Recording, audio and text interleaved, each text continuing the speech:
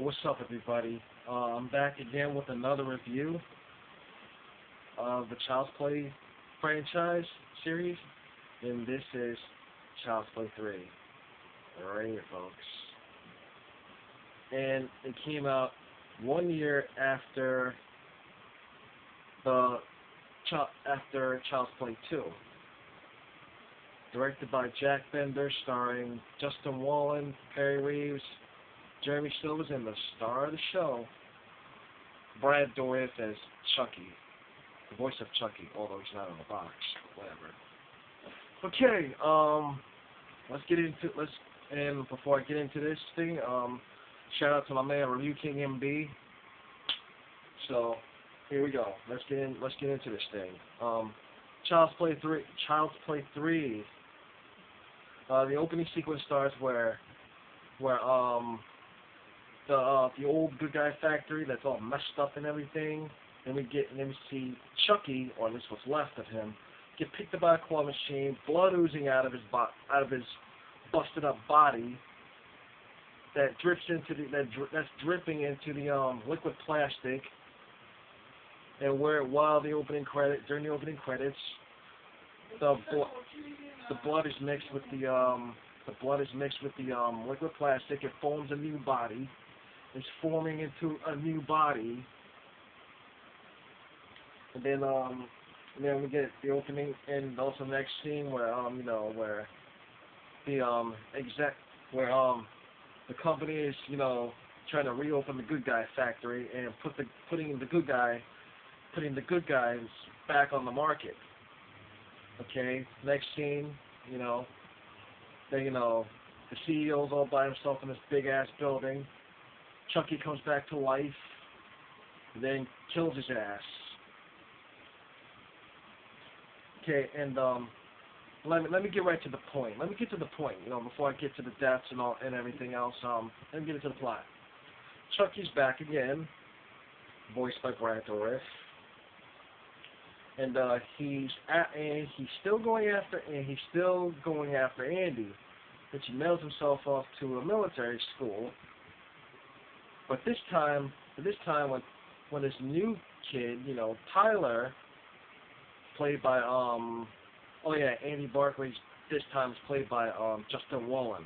Oh, he's older. Yeah, Andy's a lot older now. And this new kid Tyler, played by Jeremy Silvers, finds Chucky, who obviously mailed himself originally to Andy, but Tyler's supposed to be bringing the package to Andy, but realizes it's a good guy when the package rips open after he drops it and takes it for himself. And, sees a good guy, it's Chucky, who busts out of the box. They become so-called friends. Chucky identifies himself as Charles Lee Ray and tries to possess Tyler, tries to take over Tyler's body, transfer his soul into Tyler, because we know he can no longer, the ritual will no longer work on Andy. It won't work on Andy. Now because he's in a new body. He's in a new body, and he can do the ritual on somebody else if he identifies himself, which he did to Tyler, obviously. So it's almost like, they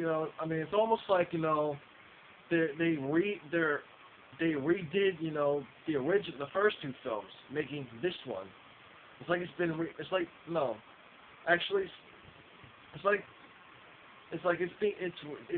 this film is redoing the original film, where Chucky identifies himself to Andy and tries to transfer his soul into Andy. To transfer soul into somebody, he has to identify himself. And that's how the ritual works. Okay, sure. So he tries to put himself inside of Tyler, but got interrupted by the superior officers, who throws Chucky away into a garbage dump, and goes into a garbage dumpster. And before I get into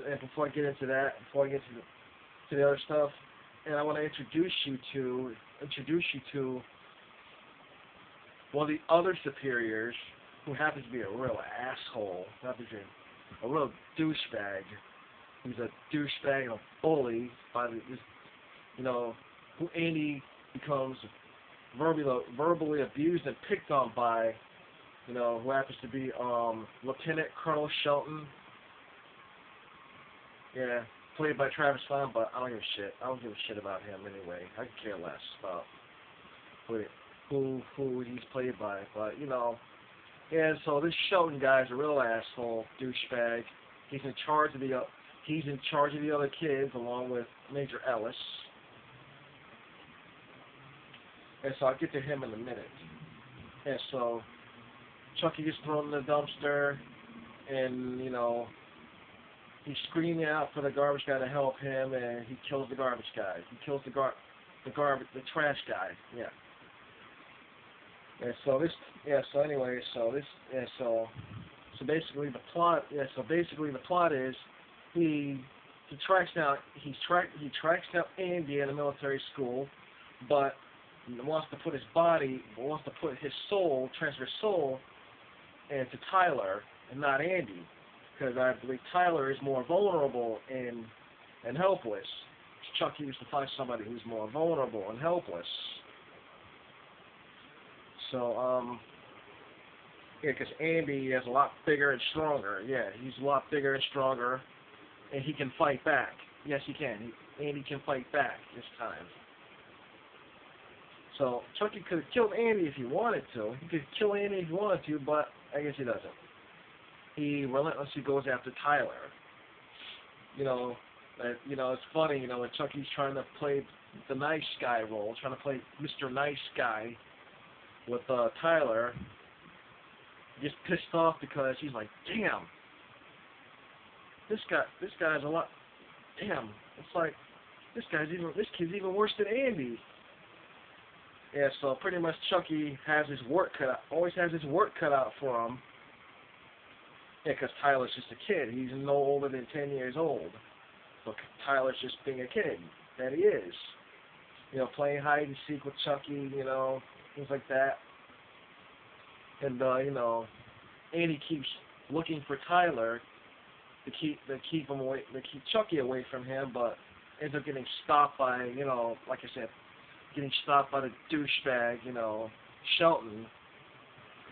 And what's pretty laughable is that now when Tyler goes looking for Chucky, you know, after, you know, like when Shelton comes appears in the room, takes the doll, takes the doll, and puts it in his room. He goes into Shelton's room. Shelton is sleeping. This is pretty laughable. I mean, come on. No sign of Chucky anywhere. Chucky obviously knows Andy's looking for him. Chucky happens to know Andy's looking for him, so when Andy enters Shelton's room, no Chucky anywhere. So you know, he turns around because we all know what's gonna happen. He turns around, sees Chucky, gets spooked, and then wakes up Shelton. Yeah, so. And I'll just mention, you know, that Colonel Shelton's a type of douchebag. Yeah, he's a douchebag. He's the kind of guy who, you know, who abuses his authority. Kind of abusing his authority towards Andy, most likely. Yeah, and,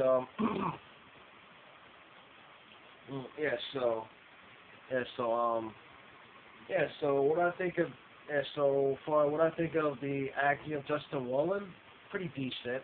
It's pretty decent. The actors are pretty decent, but that little kid Tyler was annoying. To me, he was just annoying. I mean, I did not buy him as the reboot of Andy Barkley as 6 to 8 years old. You know what I mean? I didn't really buy it. For some reason, I just did not buy Tyler as Chucky's new victim. I did not buy him at all. You know what I'm saying? But I guess maybe it's because, you know, yeah, Chucky's going after somebody more vulnerable, and, you know, somebody more vulnerable and weak, like Andy was in the first two films. Okay. So, anyways, let's see. The next scene we're about to go to. The next scene where this is a cool scene. I love this scene. The scene where Chucky's in the armory. He's taking the red team's rifles. We're about to do where all the kids are about to do this paintball war thing called Capture the Flag, yeah. And where Chucky takes the red team's rifles, replaces paintball shells with live ammo, and the red team's rifles. That was pretty badass. I'll have to give him that. And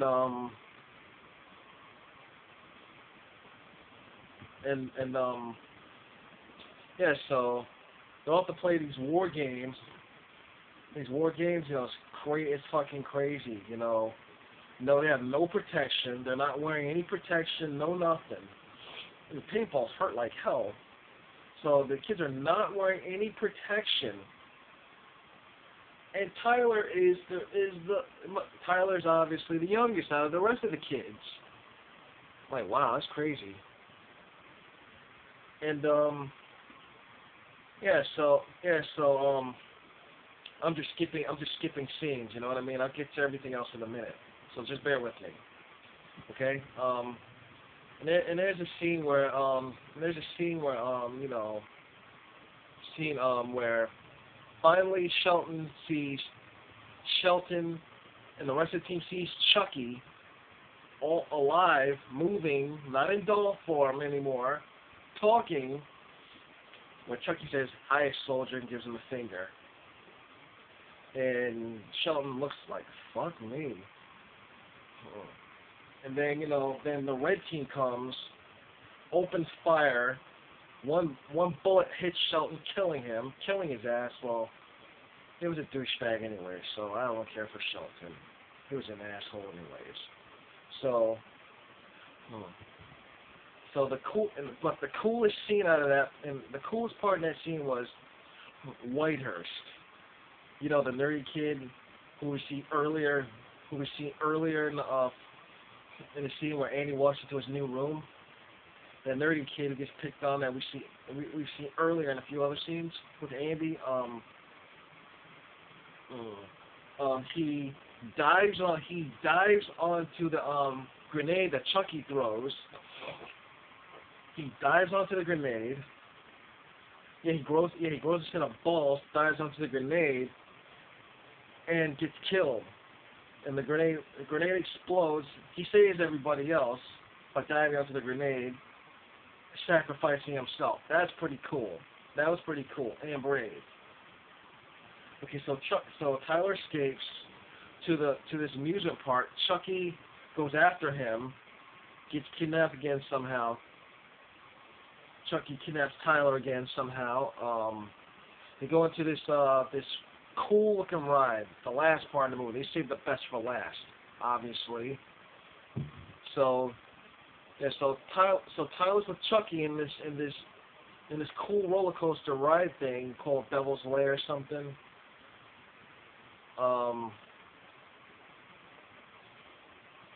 And the final showdown was badass. It's epic. The final showdown, I give it that. It's pretty epic.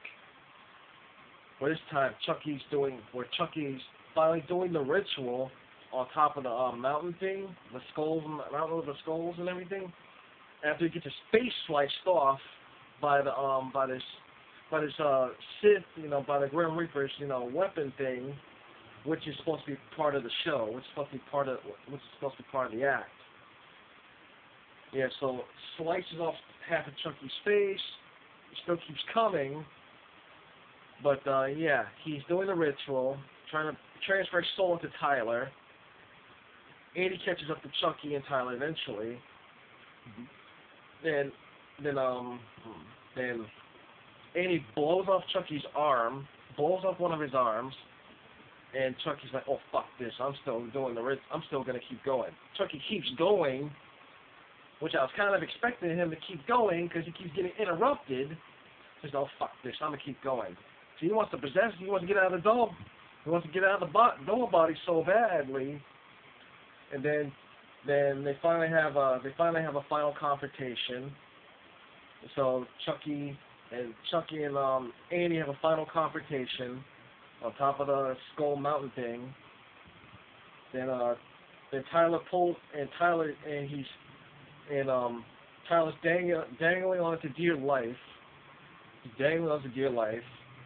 Tyler hands Andy the knife, cuts off Chucky's hand, and just pushes Chucky off of him. And Chucky's falling into we get a nice shot of Chucky falling and saying, "Ah!" And falls right into this big fan thing and gets chopped the fuck up, killing Chucky. Falls to his fan, killing him, and that's the end of Chucky, or so we think. That's the end of Chucky, well, at least till Bride of Chucky. Okay, and the end of the movie. So what I think of this movie, it's pretty cool. It's pretty cool. You know, it's pretty decent. It's different. You know, the whole military school thing, you know, scene. But the weakest points I could come up with is the deaths. The deaths were not that great. The deaths were not that great.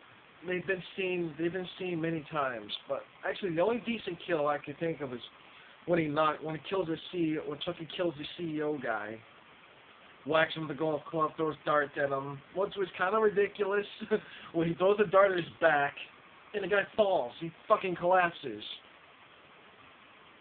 And then he strangles him with a yo-yo. That's original. When he strangles the guy with the yo-yo, when he says, nothing like a strangulation to keep the circulation going, living up to his name, the Lakeshore Strangler. That was original. I have to give it that. But the rest of the death scenes were weak, you know, where one of the weakest would be, you know, one death scene we've seen so many times, you know, was where Sergeant Butnick, that the douchebag barber tries to get Chucky a regulation cut, gets his throat slashed with a straight razor. That's been seen so many times. And another scene where Chucky's going to kill the head of the school, kill Colonel Cochran, the head of the school, pops out, was going to kill this guy, the head of the school, and the guy freaking dies of a stroke or something, and the guy catches a stroke or something, sees Chucky and dies. That was weak. That was kind of weak. And where also Chucky kills the garbage man, kills the garbage guy, where, like, you know, the garbage guy's trapped inside the back of the truck, where the machines are moving, crushing him, and this whole screen goes black, guess he wants to use that to our imagination. And it's also pretty cool that, you know, that Andy, you know, he's been through hell, that his 8-year-old birthday present tries to kill his ass. They finally give him something, the directors finally give him something to do, you know, they give him a love interest, which is a subplot. You know, that chick we see in some of the scenes with Andy, no, that one scene we see with Andy, DeSilva's the love interest of Andy. Give him a subplot, give him something to do, give him something to work with. They give Andy finally something to do, to give him a love interest. That's a subplot, which is good. So, my review for Child's Play 3, I would have gave it a 4.5 5 stars. I enjoyed this a little bit more. It was a little bit darker, a little bit crazier. But, and I say that the final showdown, especially where it took place, was epic. I have to give it that. It was epic. I would give it a 4 out of 5, but the problem is Tyler. I don't buy, again, as I said before, I do not buy Tyler. I don't buy him at all. He's annoying. He's really annoying. He's just fucking annoying. I mean, don't ask why. He's just fucking annoying. Simple as that. And the death scenes were just weak. It was just really weak. Or pathetic, kind of. Man, they could have did a little more with the death scenes. Could have made it a little more creative. You know what I mean? There's nothing too original about the deaths. So I'm gonna have to give this movie a 3.5 out of 5 stars. This movie gets a 3.5 out of 5 stars. So that's my review on Child's Play 3. Shout out to my man Review King MB once again. Thanks for watching. I hope you enjoyed. And if you haven't seen this movie, check it out. Must see. It's worth a watch, I would say. But I watched the first 2 films first. Watch the original, watch the second one to catch up.